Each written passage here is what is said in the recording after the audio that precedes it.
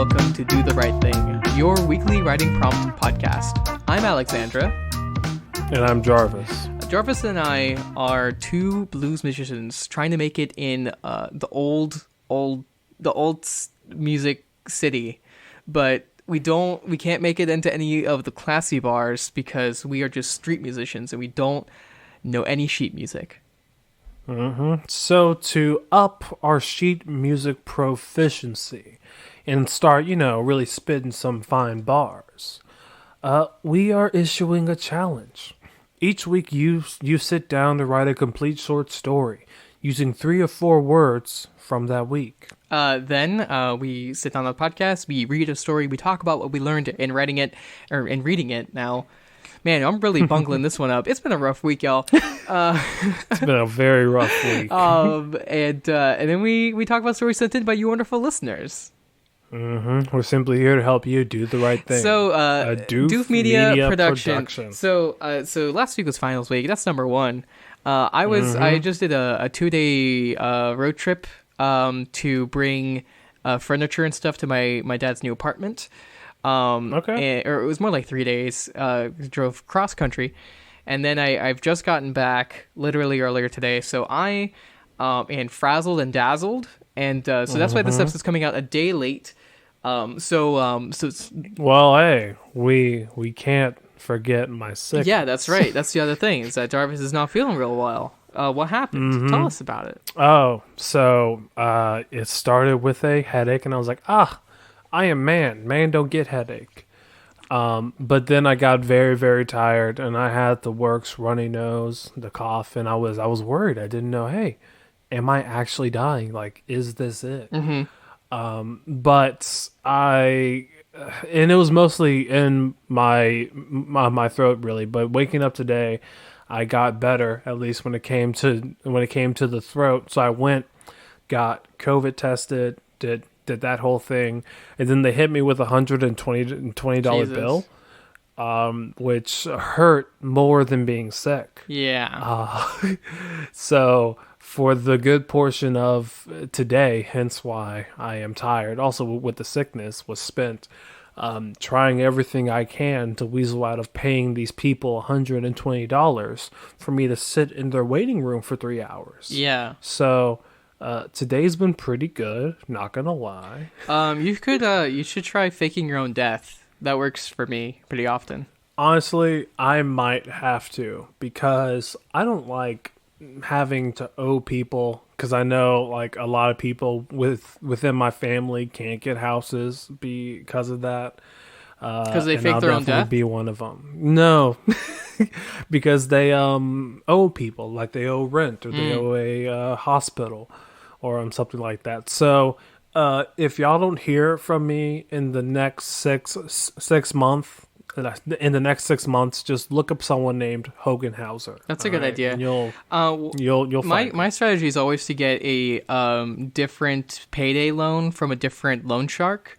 So if you only hit each one of them up once, they only send like one guy after you. And then when they meet up with each other, they kind of like they fight each other for the turf, sort of. So it kind of handles itself. Yeah. You will need like a new car every like 3 months though, and new tires like every 2. So yeah, well, I mean, hey, pros with that cons.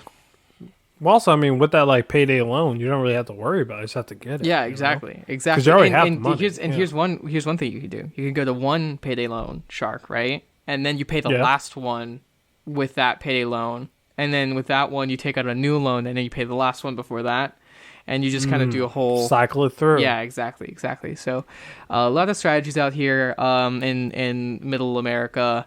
A lot of things you can do out here. This is now a financial podcast. Do you know how many financial podcasts there are? It's kind of like obscene. Probably a lot more than I think. I would say at least 5,000 of them. I really hope that they all have like 2 listeners each, because like it's just kind of gross, honestly. What, listening to people talk about stocks and bonds? There's just for 2 hours. Corporate podcasts are just like the most disgusting thing to me. But that is neither here nor there nor in between. Jarvis, what are the words this week? Thank you for asking. The words for this week are proclaim, impact, archive, and resist. And y'all listeners wrote wonderful stories this week, ample amount of them, about death. Yeah, thank you very much for bringing my spirits down. You all did a fantastic job. And that's the final stories before the deadline for the Do the Right Thing contest. So absolutely fantastic job to everyone that did that. I really wish that we had been able to get this podcast out the day of the deadline rather than the day after. But everyone that sent in their stories for the contest, fantastic job. To be honest, like if you squeaked over the deadline or something like that, and you just needed a tiny bit of extra time sending in your stories, that's okay. Go ahead and send it in anyway. But the deadline is passed. So the stories are in. Mm-hmm. And I'm really excited to read them all. Yeah, I can't wait to read all of them and see what wonderful works y'all came up with. And also for this podcast, we will be reading a little bit of poetry this week. Yeah. To talk about rhythm and rhyme, and just mostly talking about the flow and how when you take we pay a lot of attention to your prose will pay off for themselves. Mm-hmm. So what is the thing that we're reading this week? We will be reading The Weary Blues by Langston Hughes, one of my favorite poets and one of my favorite poems. Do you know any stuff about Langston Hughes? Can you tell us about him? Oh, well, yeah. He was a very prominent figure during the Harlem Renaissance. A lot of his work speaks for itself. I mean, most of his work is either talking about the Black experience, which is very common. Well, I mean, that's the whole point of the Harlem Renaissance. But he has a very nice twist to it, to where in a lot of his works, it almost feels like the eye is foreign to this sort of new black culture.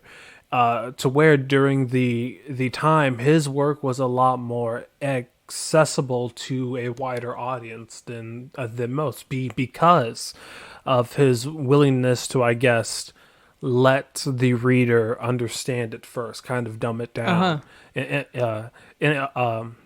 a sense. Yeah. But yeah, really great artist, really great stuff that he came up with. Yeah, the stuff about accessibility, that's an interesting point. It's a question I asked one of my professors at one point, right? Because we were doing a lot of analysis of like Wordsworth and these fancy poets and stuff. And it was like so complex and required so much like historical like understanding and like reading, classics and epics and stuff like that. And, a lot of research. And I was like, was poetry, especially like poetry that we see nowadays, where it was very, I mean, obviously it's a gigantic breadth of poetry, but the ones that we study in class, right, are the complicated ones. So I was asking, like, has poetry always been like this sort of puzzle thing, right, that you have to figure out and like do all this research, like when people were originally writing it, back in the 1800s, these poems that we're analyzing, did they understand it better than we do now, like more naturally, or did they have to do as much like in-depth reading? And the truth is that no, it was actually a lot easier for them to understand it. Like, oh really? Okay. Most of the audiences that those poets were writing for had read the classics, had read the Bible and things like that, and so it was easy for them to make the connections. It's like, if you make a reference to a TV show or something now, right? Like a good amount of people would get it. We would get it, but someone 1,000 years from now won't get it. Yeah, exactly. And they'll need a degree to understand what the hell we were talking about when we make our memes. So, yeah, honestly, in some weird way, poetry is just a form of a meme. Yeah. Yep. Pretty much. One of the ones that we analyzed in my introduction to analysis class was it was basically this like mass produced like song, right? Like basically they would put out some of these publishers would put out like really shitty poems just to basically make them go viral, make everyone like want a copy of like a shitty song with like the lyrics. And it's just like this one was a song about it was about a like a whore stealing from a rich man, but it was told through like a metaphor of like two ships intertangling, right? But like it's also like a sex metaphor. Like he like boards her, you know what I mean? So yeah. So but and it's like to another tune. It's actually like full of shit rhymes that like don't actually really work. And so you like if you were actually singing it, you'd have to like speak fast at some points and stuff like that to like catch it up to the rhythm. And those were mass produced. So anyway, that's like a tie into like I don't know, all the covers you see on YouTube and stuff like that blow up and then die real fast. And then it was intended to be used as toilet paper. That's actually where you find a lot of poems in historical digs. You find them in ancient toilets. Really? Because they would. So I guess people would just write them, or like they would use them as toilet paper. Yeah, so they were mass printed on super cheap paper, and you only have so much paper, and so you go to the bathroom, and then after you're done reading it and trying to memorize lyrics, so you can impress your friends at the pub, you wipe your ass with it and you leave it in the toilet, and then eventually, when all that stuff gets covered with dirt and stuff like that, archaeologists dig through your shit later on in the future, and they find this poem. That's where they found it. I'm not even kidding. Wow, they found it in the giant shitter. turd. Yeah, in a literal shithole. So that makes me feel good, because no matter how bad my work will ever be, I guarantee no one will wipe their ass with it. I mean, actually, I don't know about that. I'm going to start printing all of my work on toilet paper. Mm-hmm. And then actually, you should print them out and then put them in like a fucking Angel Soft package. Okay. And then put that on the shelf in Walmart. I feel like that would be a good like one of those like viral campaigns where it just kind of relies on someone random finding it and doing all the advertising for you. Yeah. Mm-hmm. And then, hey, eventually you'll be rich. That's right. Or you'll be really good at making toilet paper. Yeah, and at the very end of the toilet paper, I'll have a link to Do the Right Thing. All right, let's get into reading the poem. Go ahead, Jarvis. Sure thing. All right. The Weary Blues by Langston Hughes. Droning a drowsy, syncopated tune, rocking back and forth to a mellow croon, I heard a Negro play. Down on Lenox Avenue the other night, by the pale, dull parlor of an old gas light, he did a lazy sway. He did a lazy sway to the tune, "Oh, Those Weary Blues." With his ebony hands on each ivory key, he made that poor piano moan with melody. Oh, blues. Swaying to and fro on his rickety stool, he played that sad, raggedy tune like a musical fool. Sweet blues, coming from a black man's soul. Oh, blues. In a deep song voice with a melancholy tone, I heard that Negro sing, that old piano moan. Ain't got nobody all in this world. Ain't got nobody but myself. I's gonna quit my frowning and put my troubles on the shelf. Thump, thump, thump went his foot on the floor. He played a few chords and he sang some more. I got the weary blues and I can't be satisfied.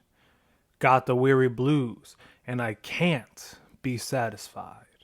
I ain't happy no mo', and I wish that I had died.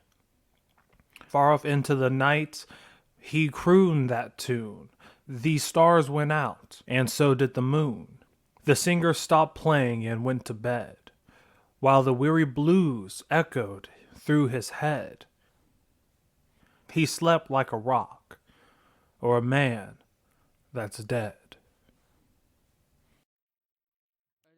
There's this really nice version of Langston Hughes saying this poem on a live TV. Ooh. That perfectly captures it, and it's beautiful because it has a jazzy backdrop. There's a band right behind him. It's actually a really good video. You should put in a link. Sure, I'll do that later. Great. Yeah, you can go ahead and keep that information so people can hear it. Yeah, how was your reading? Because I didn't get to hear it yet. Yeah, my reading was pretty good. I pretty much mimicked Langston Hughes from his reading, or at least tried. And yeah, I mean, through and through, it was a pretty decent reading. I tried to really feel it, especially when I said, "Oh, blues." I was thinking, "Damn, how would my black man soul say this?" So, Jarvis, why did you choose this one in particular to bring? Well, I chose it because I think that this poem really portrays place along with flow. I mean, especially when watching this video of Langston Hughes reading it out loud to a jazz background, you really do get how the way that this poem is written and the way that it is supposed to be read matches up to a lot of typical jazz beats, typical jazz sway. And I think that this poem does a fantastic job of bringing that musicality over into the written language, to where just by reading this, you get this beautiful picture of this man putting his heart and his soul into this song that he is singing. Also, there is a lot of great commentary there on like what the point and purpose of blues really is. How this man has had such a hard road that his way of working through his issues is by playing this very sad, very slow and somber music and putting his whole soul into it, to where when he does go to sleep later on that night, there's nothing really left in him. Yeah, that final line is really I love that one. While the weary blues echo through his the singer stopped playing and went to bed, while the weary blues echo through his head, he slept like a rock or a man that's dead. And I like beautiful. Yeah. One thing I really like about this poem, for an example, about flow and stuff like that, is that there's a lot of variety here, right? It's not I mean a thing with jazz, right, is that it doesn't necessarily follow like a specific melody, right? It has a lot more variety. It flows, it goes up and down and changes over the course of a song. Speeds up and slows down, and that's kind of what happens here, right? You have these lines, and they're broken up by stuff like "Oh Blues," or switching up "Sweet Blues," or he did "Lazy Sway." Yeah, repetition and stuff like that. And honestly, something that I really like with that repetition, and something that I didn't even realize until I heard him say it, is that both of those lines, he did a lazy sway, they are read two completely different ways. The first one typically is supposed to be quote unquote read a lot slower, but the second one flows perfectly into the line that's right below it, to where it seems like one word, right? And I think of course that just further shows exactly how the flow and musicality of jazz is being shown in this poem. How as you said, there are those highs, there are those lows, and there are those long runs that is completely different from the rest of the piece, but you're with it, Yeah. I think one thing that definitely, for anything that you want sung, obviously rhyme is really important. So I think it would be probably helpful to run through it right now and sort of look at how rhyme is being used here. I think so. Okay, so let's just go through it real quick, right? So tune and croon, so that's AA. Play, B, and then night and light, so CC, and then you have BB again with sway and sway, and then blues comes up and it's rhymed with blues in a bit. You have blues, key, melody. I guess blues. Key and melody might be rhyming. They are. Well, they're supposed to be key, melody. It's a slight rhyme, but yeah. Blues, stool. And then fool. Blues again, soul, blues, tone, moan. So you and then it's world. Huh? Oh no, never mind. Well, what I think is I'm kind of noticing is that he's allowing some lines that don't rhyme in here, or at least spacing out some of those rhymes. There's the what's it called? Not double rhyme. Pairs? No. Couplets. That's what it is. There's couplets, but there's other rhymes spacing that apart too. There's when he gets to the part where the guy is singing the song, he switches up the when he's quoting the singer, right? He switches up the rhyme scheme. Instead of being couplets, it's what's it called when it's four? Oh my gosh, I need to remember that stuff. But it's world, self, frown, and shelf.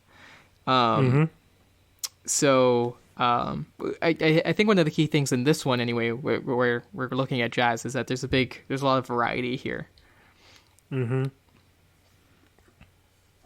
Yeah, definitely. Yeah. So, I mean, when it comes to the challenge for next week, I think the biggest thing that y'all should really take away from this story is the focus on these pros, how they take on a own sound within their cells. And that is something that you can very well do in your own writing, and it doesn't have to be a poem. Just making sure to pay close attention to the words that you are using and trying to not only create a good story, but also establish a culture of how to read that story is, I guess, a bigger challenge for y'all to attempt next week. Yeah, one of these weeks we gotta look at Shakespeare and looking at meter that way. I think Shakespeare is probably a good place to learn meter because it's all in a set. It's iambic pentameter, right? It's pretty easy to catch on to, while stuff like this has more variety. Postmodern. And it's easier to it's harder here to fit the pattern because you kind of have to figure it out with each sentence rather than just knowing what it is and then matching it to the syllables. Yeah, so I think one of the main things here is probably the rhyme scheme, in figuring out rhyme. Rhyme, it does not come super naturally to me. So I often have to use stuff like Rhyme Zone and stuff like that. But I think it's something worthy of trying. With prose, when it's not set into poetry, sometimes rhyme can feel, I don't know, sometimes tacky. And I mean, really, I find that it's dependent on the amount of its usage. Because if it's all rhyme, then of course the first thought is that, oh, this is some sort of fairy tale. It's done, cooked well, but. Using it slightly throughout your pieces, maybe even on more impactful moments, or better putting that rhyme within your own piece, it itself can keep it from feeling tacky. Yeah, and maybe spacing it out and using a variety might make it feel easier. Sometimes you don't even really notice that things are rhyming until you're going through it, and then you realize that something that you're reading actually flows really well, and then you pick it out because some of the stuff is more spaced apart. So definitely. Just putting maybe a line or two in between some of your rhymes can help with that, I think. And also, they don't have to, things can rhyme in the middle of the sentence too. They don't necessarily have to be just at the end, especially when it's prose where there's no, line breaks to do that for you. So, there's a lot of things that you can try out. Definitely. But all right, I think that is enough time to give to our true and most loyal fan, Langston Hughes. From Beyond the Grave, subscribing. From Beyond the Grave. Podcatcher. Real quick, I want to, this is not actually about rhythm and flow, although I think that should be the challenge, is to write something using some rhymes and trying to emulate some sort of poetic language and looking at a poem. And maybe trying to emulate that. So one thing I want to complain about real quick is I need a new podcatcher. So I was using Stitcher, but Stitcher doesn't allow you to add your own RSS feed, unless if you're adding it as a real podcast, like individuals can't do it. And I wanted to add the bonus content feed to my podcatcher, because you can do that. You can get those bonus content podcasts right on your phone without having to go to the Patreon. But Stitcher doesn't let you do that. So I got a new one. I got Podcast Addict, and Podcast Addict is even worse. I hate it. I hate it so much.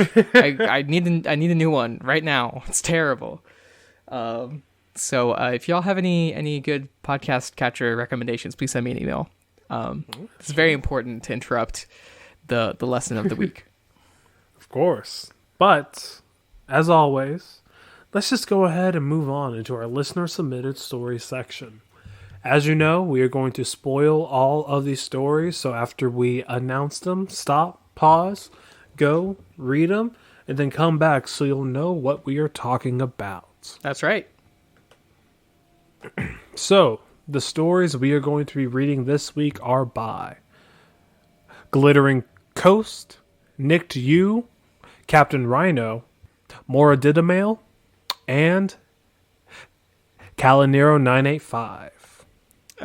You should forgive yourself for having difficulty with Matt's name, because that's the Mora Didamail.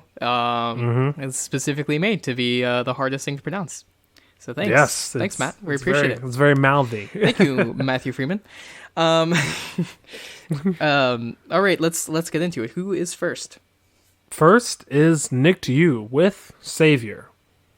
So this is a really great story. We start off establishing the speaker, the main character, who says, "You must resist Satan's temptations. You must resist, or the final death will await you," I hollered onto the streets.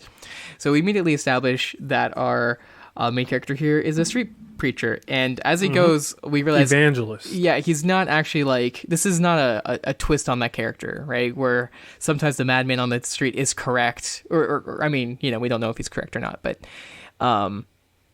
that he's actually being prophetic, right? No, he's just being a prick. He's being the asshole on the street that is yelling at people not to lay together unwed. It's an abomination in the eyes of the Lord. And then going on.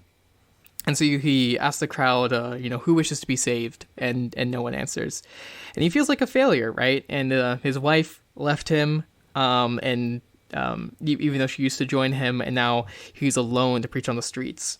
And so we see a couple of scenes of him preaching. He's already old when the story starts, but he gets older as he goes. His wife sent him away on her deathbed because he had begged her to repent and things like that. And so as we go through, we realize that he just cannot stop from this mission of his, right? He only knows to yell at people this one way, and he can't really speak about anything else. And so we kind of, upon rereading the story, we're like, maybe his wife sent him away because he just wouldn't use their time to actually be with her, and instead was trying to get her to repent, rather than actually being with him. The next scene, he is on the street, and he talks to a child for a second, and basically scarring the child with this vision of the earth being destroyed, and then is about to call the kid's parents, who are a gay couple, the F slur, and he gets punched in the face for it, and ending that scene with the knowledge that his son no longer speaks to him, which is interesting because his son is not in that scene, and I think that's just like this is the sort of thing that makes his kids not want to pay attention. So basically, this final thing, he's completely alone. He doesn't have any finances. He even is horrible to the person that is taking care of him in the hospital, calling her a deviant. And we finish here with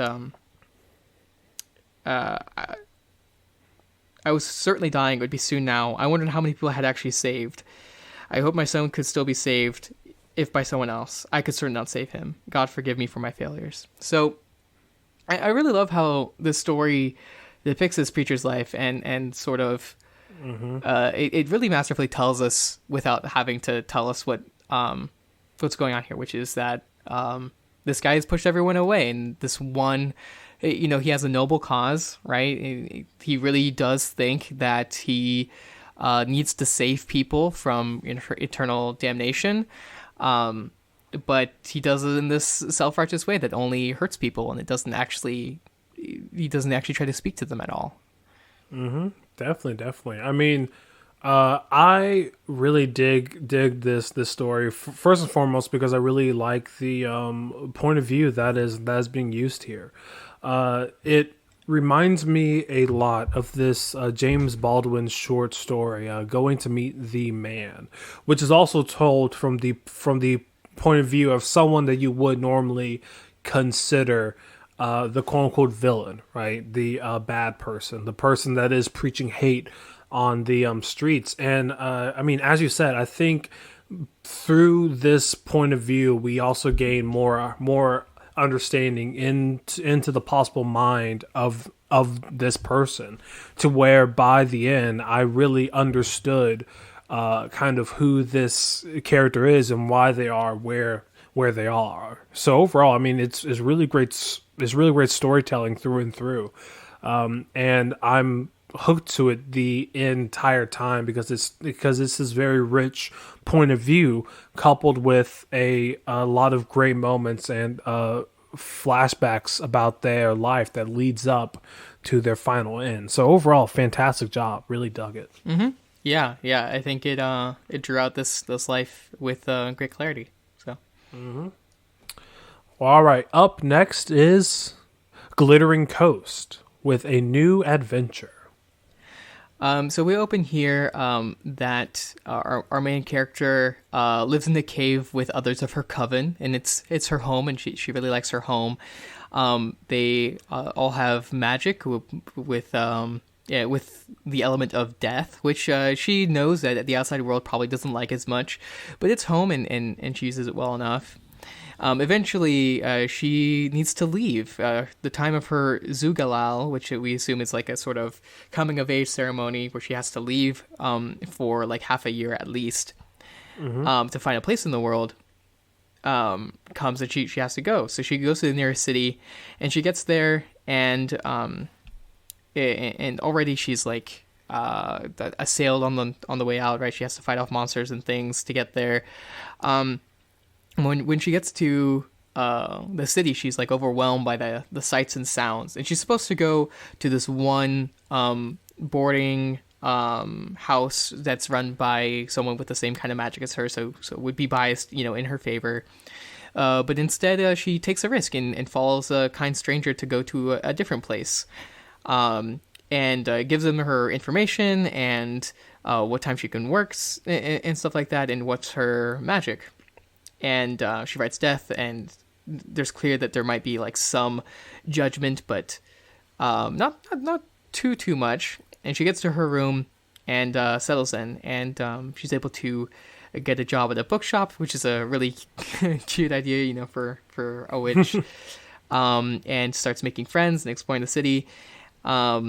And it's starting to feel like home, even though she misses the coven. And she decides that maybe she might stay there a bit longer and sort of get over her fear of the big world. Yeah, definitely. So I really do like the world building within this story. I mean, we are thrown into this coven, and as we continue to read, we really get a sense of kind of how that works and how this main character views that as home, only to go to a completely different place. And we really get a lot of great bits with this character and really get to understand exactly what kind of makes up home for them. And overall, I just really liked the journey, and I left reading it with a really great feeling that this new way of them kind of doing things, they're becoming more accustomed to, and it leaves me with a really nice, warm feeling. Mm-hmm. So, great job. Glittering Coast analyzed their own story, and they came up with their own criticism about how the story doesn't feel like it has a lot of direction, and I kind of felt that as well, but only near the end. It felt like it had a lot of direction at the beginning and just didn't have a complication. And I think that's basically all this story needed. Like, what is something to add to the conflict? Some people in the comments also, suggested that the boarding house she goes to might be like suspicious and things like that. And I think that's probably like a really good place to add that complication, right? There's already places to use some tropes there, right? Like, you find yourself at a boarding place, she signs something, you already set up all these notes for the trope of like getting locked into signing, fulfilling a contract that is actually really exploitative, right?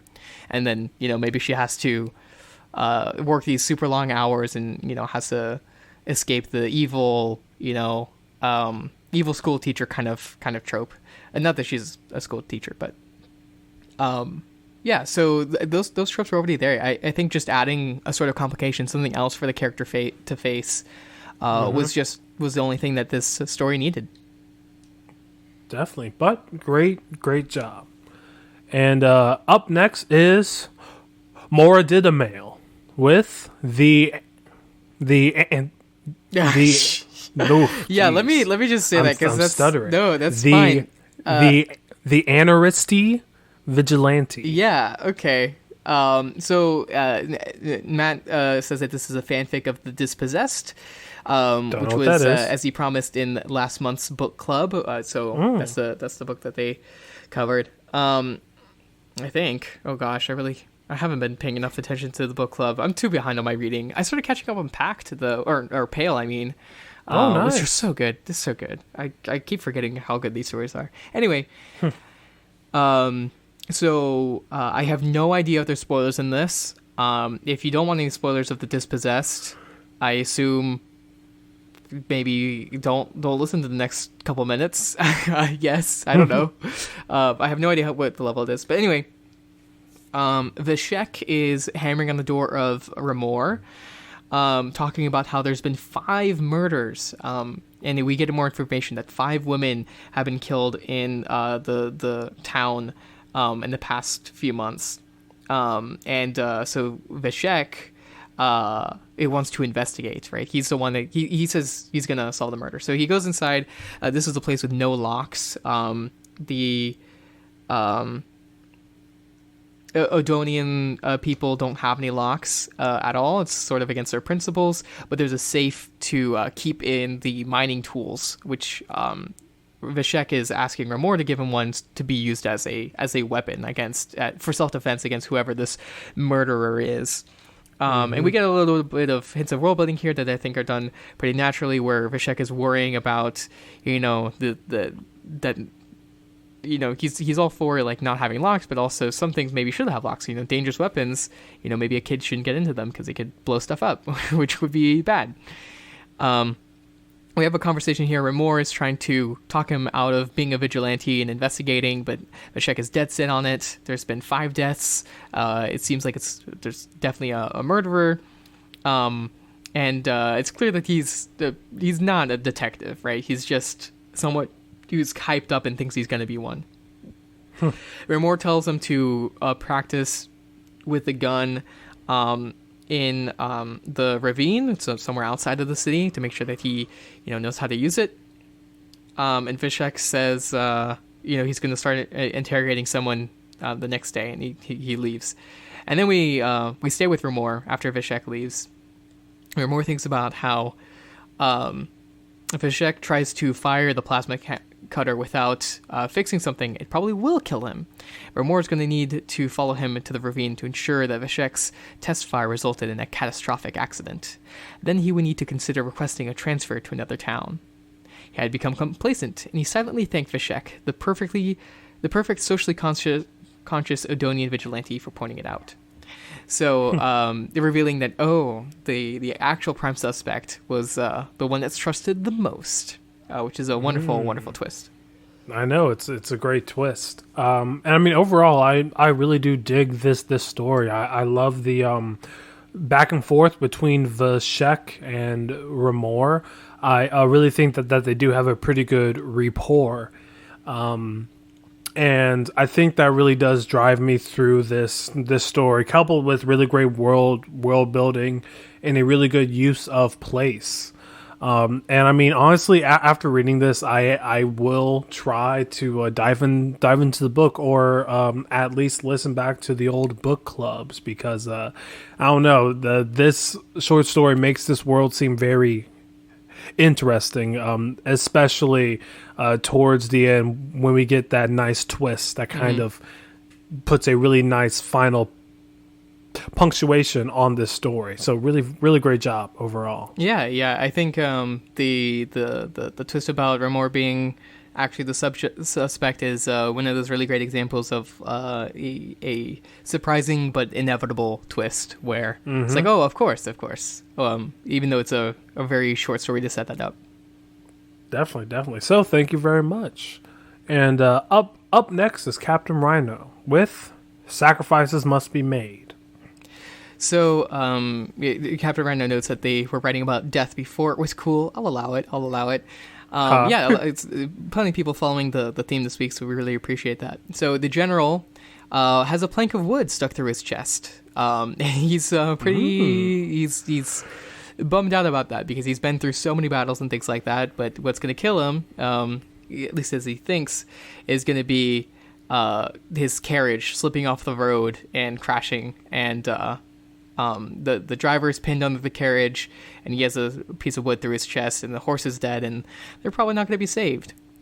And instead of dying in battle or something like that, how ignoble. Then this boy appears, gaunt and pale like a starved street urchin, yet dressed in an undertaker's somber finery, complete with child-sized top hat. And immediately he recognizes this child as who it is, which is Death. And I really like this characterization of Death here. It's just it's nice and different, and yet suits it. And so they start to have a conversation, and Death is a little bit inhuman, but still humanized in some way. It makes mistakes, right? It misconstrues what the general's saying, and they have a conversation. The general's just, he's dying from just a freak accident, no assassination or anything like that. But the Death asks the general if he regrets all of the sacrifices he's made in his life, and the general says no. Everything was important, and all the sacrifices were not in vain, and that they were for the betterment of the country and stuff like that. And he says that he'll accept whatever consequences there are for that. And Death then says, "Why would I take away one of my most valuable servants? If I leave you here, you'll bring me thousands of extra sacrifices." And then he leaves with people arriving just in time to probably save the general. And he has the strange feelings that he's forgotten something terribly important. Wow. So yeah, this story is really, really good. I mean, if not for its very unique characterization of Death, that is also very fitting. I think overall, just a lot of the flow within this and the back and forth between Death and this soldier all feels very well placed, and it really does help to kind of round out this scene and this world overall. And I also do like the idea of death not being infallible. As you said, they in this story, death misconstrues what the soldier is saying, and even comes up with its own conclusions, which is a pretty nice amount of commentary on, I guess, the nature of death. But yeah, overall, I think I just really like this story, and I think it's wonderfully set in one place, and it's simple in this way to where you completely get everything that is being said. So really great job. Yeah, I think it's very economical for sure. All right. Our final story for this week is by Calinero 985 with The Reaper and the Dancer. So Tyrus, he approaches a prison where there's 2 guards outside who have been under his employment before, and he's a little nervous. We can tell it from the way that he's thinking about things. He has to intimidate these guards to let him inside. They say, "I don't know if that's a good idea, sir," but they fall under his intimidation. Although interesting setup. But he gets in there and he sees his daughter. Who she is, dirty and things like that, but she doesn't look, like despairing either. There's a little bit of world building here where we see her hands are inside these sort of witches' shackles that twist her hand into uncomfortable shapes, make sure that she can't use magic. So we understand, that she's a witch that's been captured, right? That's what it looks like. But they start talking. And that anything. She just said that some witchcraft stuff was hers, even though it wasn't. And as we understand as we go, is that she intentionally said that they were hers, right? It made it seem like she's the one that's in trouble, because the people that would have been in trouble, the actual witches, even though they're not like really, they're not evil witches, they're just misunderstood, were these traveling people, and that they certainly would be executed if, while she, might get off with a slap on the wrist, or at least a relative slap on the wrist, right? A time in jail and maybe escaping and being penitent and things like that, but being okay. And, she's being very noble, right? But Tyrus tells her that no, word has traveled, the church has sent an inquisitor, so she's going to get burned, probably. And there's nothing that he can do about it, basically. And she says, so be it. She accepts her role, right? She says she doesn't regret it, that the inquisitors are murderers, they're monsters, and if we stand by and let them kill innocent people, we're just as bad. So yes, I'm glad it's me and not a whole family that can't protect themselves. So it's really strong words, right? And Tyrus is really moved by them, and he cares about his daughter so much, but also he sees in her all the things that he wanted, that she's like grown up to be a super moral person, and even more moral than she is, and sees that she's really strong.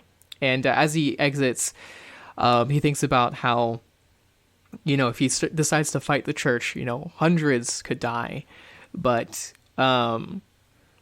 he sort of makes the decision that, maybe that's worth it to protect justice, right? To make sure that an innocent person isn't killed, that everyone should defend that. Which makes it, it's really noble. Although I hope he doesn't just like order people to fight for him and maybe just makes like a rousing speech or something, but yeah. Yeah. But yeah, I really, really dig this story. I mean, overall, like through and through, it's filled with a nice twist here and a nice twist there, right?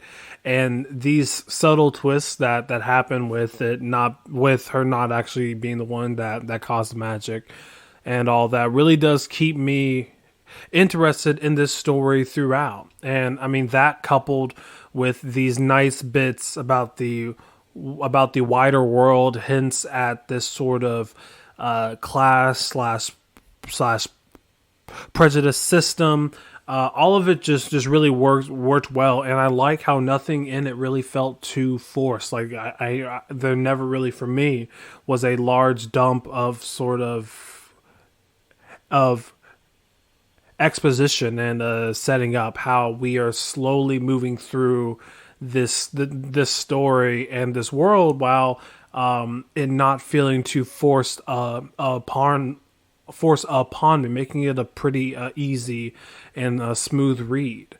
And I really do like towards the ending how the commentary on truthfulness and nobility really does come into question.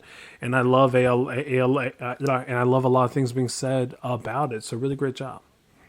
Yeah, this was a really great story. I think it was really well executed with the emotions that you're trying to evoke here in the sense of injustice. I love this journey here. I know there's a lot of setup for other stuff, but it stands really, really well on its own. Those are all of the stories we will be reading for this week, but we do want to say a good old Do the Right Thing shout out to everyone who did leave a story. So, thank you very much to Wook Against the Machine. Thank you to Ace of Sword. Thank you, Nick You. Thank you, Glittering Coast.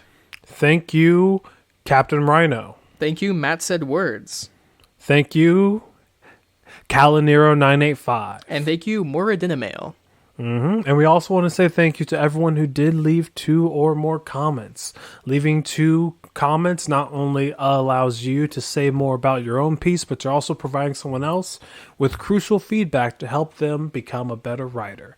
So thank you very much to Wook Against the Machine, Matt Said Words, Nick You, Captain Rhino, and Glittering Coast. Thank you so much for leaving comments. Yeah, there was really, really good comments this week. Y'all did a really fantastic job. It was so nice to see a comment followed by someone else, responding to that one or adding to it. That was brilliant. So we really, really appreciate that.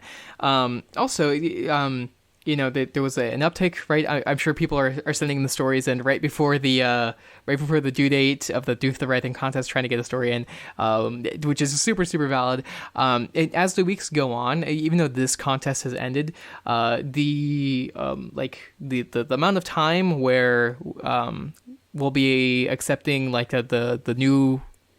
For the next contest, we'll be accepting prompts starting with this week, right?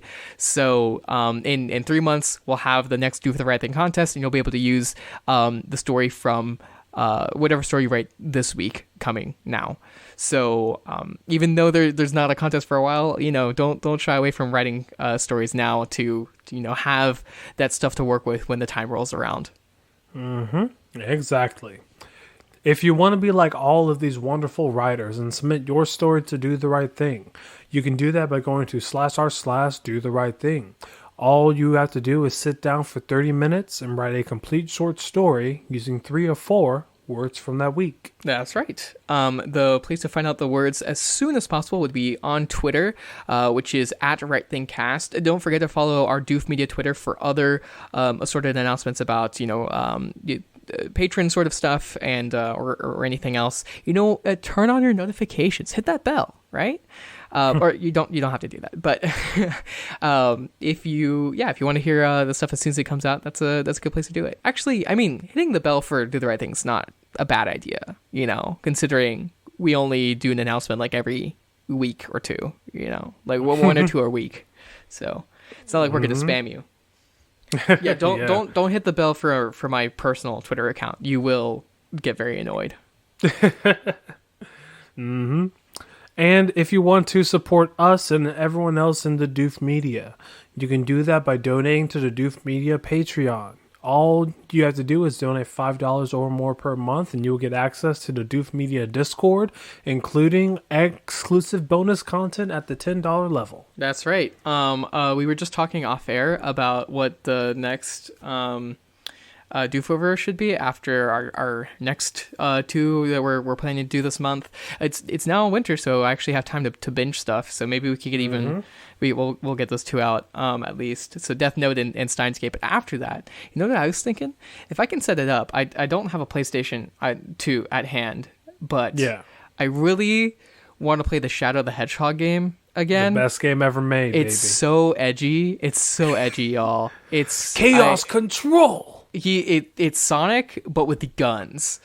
Sonic and guns and even more edge. And he kills all the Sonic characters. I remember there was 2 fights that were like right after each other, 2 boss battles, right? One, the first one was where you kill the bee kid, right? You kill the bee kid. So he's like the cutest, most like innocent so you were kid. Going on, you kill him. So you were going on the dark path. And then you fight a tank. Is the next one. So that was the 2, one right after another. Have you been able to play that level where you kill the president? No. Oh, that sounds great. It is one of the most fun levels because you don't have to, but it's very hard to do it. But it's worth it. I'm gonna 100% Shadow the Hedgehog, the game, the movie. So game. That means you have to play it 8 times. You know what they should have? They shouldn't have made a Sonic movie. They should have made a Shadow the Hedgehog Shadow movie. Yes. Yeah, rated R. It's Shadow. And the love interest is, what's her name? The sexy Sonic character, you know, the one? Rouge. Rouge, or whatever. Rogue? Rouge? I don't know. Rouge? I think it's Rouge. Ragu. Rago. She's a love interest, and make her like really sexy. Like really, ooh. Like... they like have sex 30 minutes in. Like Megan Fox in Transformers sexy, where it's technically still PG-13, but like, wow, this is borderline, like that's a lot. Like this is exploitative and this is unacceptable. But it's an animated character, so it's just an insult to women in general and not like a particular woman. It's fine. Also, I mean, it's a Batwoman. Come on. That makes her even sexier. Yep. Mm-hmm. Anyone who doesn't know who Rouge is, don't Google her right now. Please, don't Google her and be like, oh, to Rule 34. This is who Alexander was talking about Google when they were saying that Rouge is sexy. Don't do that to me. If you don't know who she is, keep it that way. If you know, you know. All right. No, but you know who's really sexy? The crocodile guy. No. Oh, that's yes. But I was gonna say Tails as a total twink. Tails? Yeah, total twink. Total. Sorry, that's not my cup of tea. I'm more of a Knuckles person. He's got some like innocence to him, and it's like cute, you know. That's true, and he's also pretty smart. But I hate talking to him. Yeah, he's pretty annoying. He's like your. Okay, I'm not gonna continue talking about this. I'm sorry, y'all. Can Sonic! If you're gonna cancel for me for anything, do it for saying that Tails is sexy. He's not sexy. I will cancel you for that. That's Tails fair, is underage, right? Oh well, okay. You know what? Don't fucking say that. Now I feel weird. Shut up. Whatever. Fuck you. Did the PD open up? God damn it.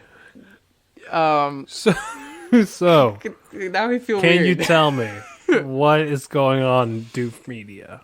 Plenty of stuff is going on in Doof Media. My cat's pawing at the door. We have to wrap this episode up right now, or else he's gonna kill me. Okay. We've got plenty of stuff going on. I know that the Doof and Chill should be this week. We're playing Phasmophobia. I actually don't know who's going to be there for that one, but that's going to be a lot of fun. It's a spooky game. I think it's basically where everyone it's a 4-player game where everyone is basically a ghost hunting team. They have to identify the ghosts and find out what they are and stuff like that. So that seems like a lot of fun, and it should be a little spooky and maybe elicit some screams and stuff like that. The Doof Game Club over Dark Souls was just this past weekend. So that was really, really exciting. Elliot and Ruben, talked about Dark Souls for 2 hours, and that was really fun. And we got to see their experiences and stuff like that. I think they had a nuanced take on Dark Souls, pros and cons. So that was pretty cool. And of course, there's so much else going on at Doof Media, so many other podcasts that you can check out. If you have any more time, or if you're caught up with one, consider starting a new one, right? Maybe Kingslingers, maybe What You Say, maybe Pale Reflections. Catch up on Pale. Pale is super good. My cat is yelling at me. So there's plenty of stuff going on. Nice. Real quick, what language does your cat speak? I don't know a joke for this, so... Say canine. Canine? That's pretty funny. Okay, he's tearing apart my carpet. Can we please get out of here? Yes, we can. So, now it's the best time of the entire podcast. Is announcing next week's words. Well, our stories have been getting too long. I'm going to just say that right now. They've been our stories at the end of the podcast are getting way too long. That's true. So... let's get snappy with it. Keeping in mind that real quick, what's the story we'll be reading next week? The story we will be reading next week is a Modest Proposal by Dr. Jonathan Swift, and we will be reading sections from it. I mean, it's not a too long short story, but it would take a large chunk of it's a good time. 3,500 words, which is, and it's not like super flowy either. Yeah, exactly. So next week we'll be focusing on satire. Yeah, that's right. I'll probably post a Google Doc with a cut down version of it. Is what I'm going to do. But okay, what are the words for next week? I'm glad that you asked.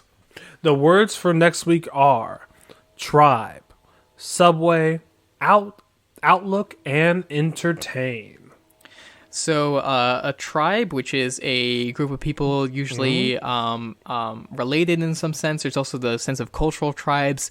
Now it evokes a sort of, I don't know, it's so annoying because so many of these terms are so like racially charged, you know? Like I don't want to say the word primitive, you know, because that's but I mean, when you do think of tribes, you think of more primitive, typically maybe African.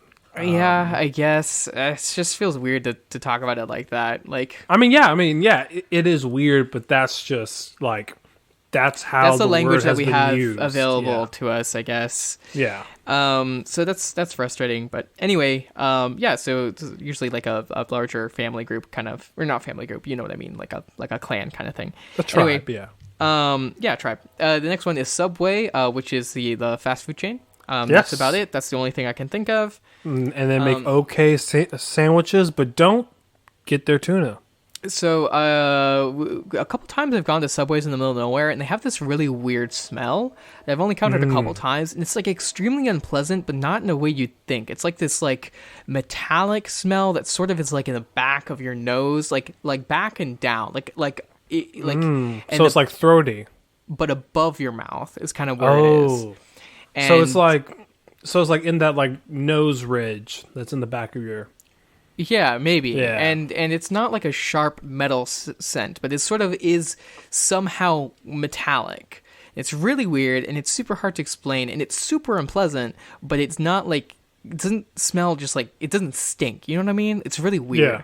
Anyway, if you smell that smell, it's terrible. So get out of there. Anyway. Yeah. Also, there's subway systems, obviously. I was joking about only being one thing. Anyway. The next one, the Outlook, the email service. That's all. Yeah, or maybe a positive outlook on life. Yeah. There's the positive outlook on life.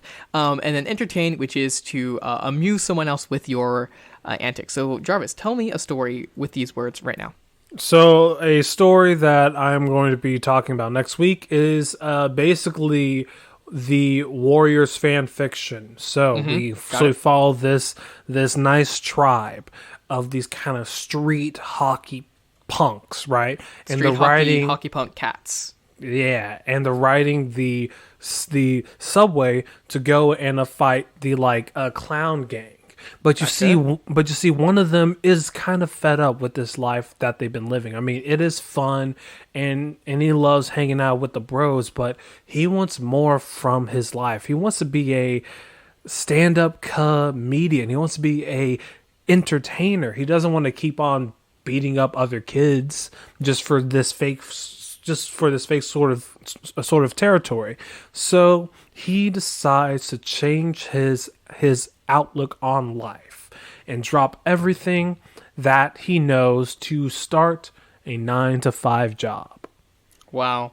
That's something we can all aspire to. A 9-to-5 job, yeah. Getting a job. So my story is about this this tribe of musicians that lived in the sewers and subways of New York City. So they were actually all rats, and they would play of human-sized instruments. It was actually like a really complicated sort of setup that they had, involving like hitting themselves against the drums, and doing coordinated jumping off of little diving boards to get on the drum and make the proper beat. It was kind of pretty incredible, and they entertained lots of people down there in the subway. But then they were approached by a manager who said that they could make them huge, right? Make them gigantic. And they all went as a band, right? And they started touring, and they got really famous. But as they went, the sort of outlook on the whole thing changed, and they realized that they'd just been exploited by this terrible manager, and that they didn't want to be fake anymore. And then they returned to the subways, where they were killed by a pesticide company. Damn. So they got Motowned. Yep. You know what? I mean, I know if you're coming up and you want to make some like good music, it is good to sign with a record company. But sometimes you have to really stop and think: is this doing the right thing? Is selling a portion of myself to this company good for the music?